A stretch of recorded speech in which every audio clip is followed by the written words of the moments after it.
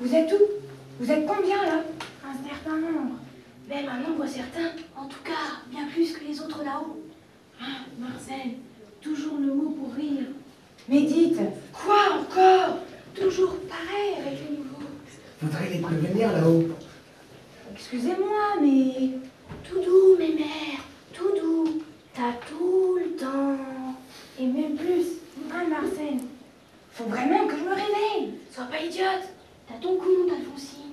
Hein? T'es bouché ou quoi? T'as ton compte? T'énerve pas, Roger. Excusez-moi, mais qu'est-ce que vous avez voulu dire par « T'as ton compte, Alphonsine ». T'es morte, Alphonsine. C'est la vie, tu saisis maintenant? Tu rêves pas, Alphonsine. T'es morte, Alphonsine.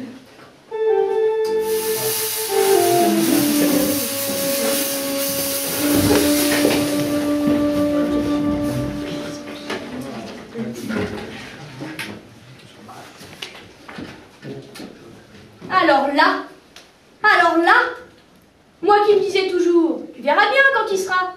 Y a rien à voir. Que dalle. On se raconte plein de choses. On s'en fait tout un plat. On se monte le bourrichon. On extrapole, on suppute, on fabule. Et total, nada. Mais ce qui s'appelle que chi.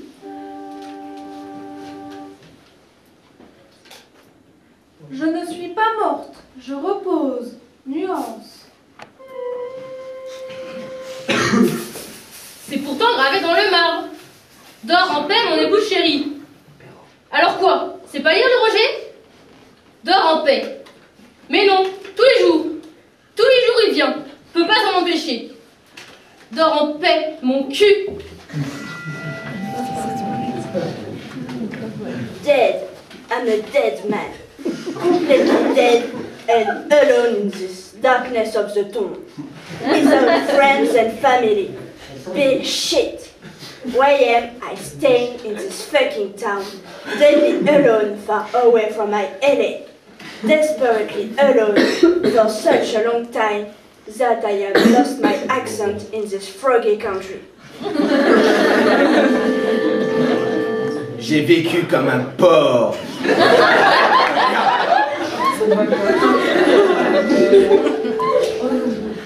Dupont avec un T, bordel, avec un T. Et ce con de Raymond qui me met un D, comme s'il ne le savait pas, avec un T, bordel.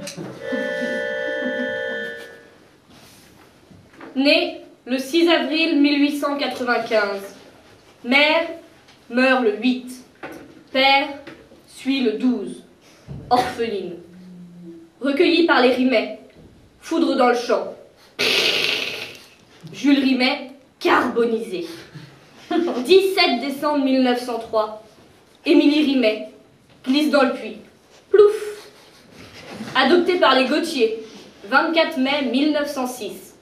Ballot de foin. Bing. Gaston et Victorienne, asphyxiés. Embauchée chez les Boulard.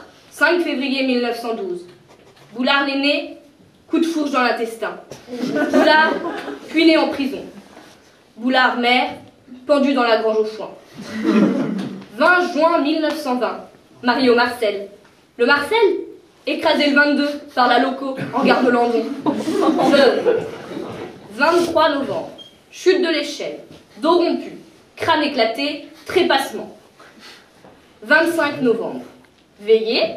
Chandelle. Allumée. Linceul en feu. Le 27. Ensevelissement. Ruade du cheval. Corbillard renversé. Crâne éclaté. Glissade.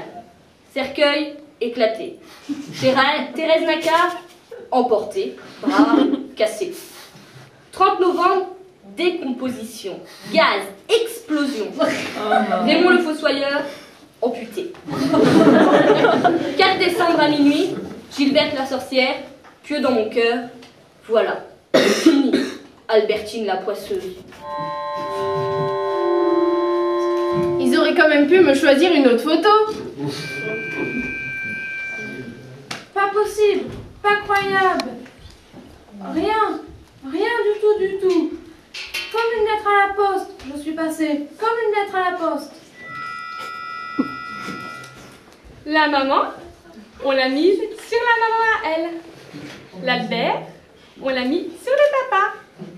quand le Georges est venu, on l'a mis sur l'Albert.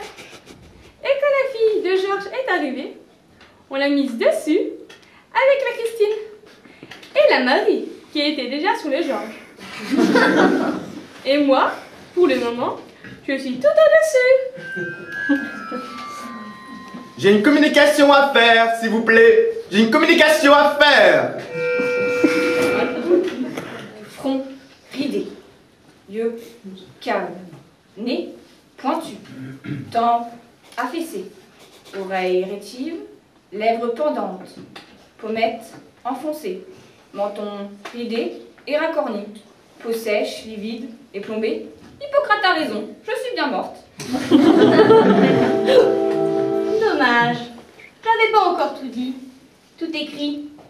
Que c'était le Georges qui avait trafiqué le frein à tambour du Solex du père Jules, qui avait dégringolé la Grande Côte et heurté la Marguerite du Gaston, qui rentrait à l'étable. Que la Juliette Bigot disait à son mari qu'elle allait à Confesse tous les jours, et qu'elle retrouvait le Léon dans la grange après la mort d'Alphonsine. Qu'il n'y a qu'à creuser le mur de la chambre pour voir les louis qu'elle y a cachés. La grippe sous de Mathilde, qui a fait enterrer son fils aux frais de la commune. Que le Boche, qui est là avec le nôtre, pourrait aussi bien être chez les Richer, vu que la Géraldine, elle n'était pas inconnue. Que les poules de la mer qui boulaient, c'était pas le renard qu'ils avaient prises, mais le Roger qui les avait vendues le vendredi au marché du Landon. Que les deux gosses, les Cohen, enfin, le soi-disant a fait le truc. Ils sont jamais arrivés à Villard-de-Lans, soi-disant en colo, vu que le Paul Reboul avait passé un coup de téléphone à la Gestapo. Que je pourrais en dire des choses, et des pas mûres, si on m'avait laissé le temps. Ah, on respire. Oui, oui, on est bien. Ah, la campagne. Ah, les bonnes salades bio du jardin. Ah, le bois fendu à la hache. Le feu dans la cheminée. Et la soupe aux légumes. Ah, le gazouillis des oiseaux.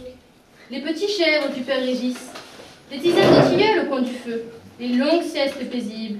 Ah, les promenades dans les sous-bois humides. Et la couleur de l'automne.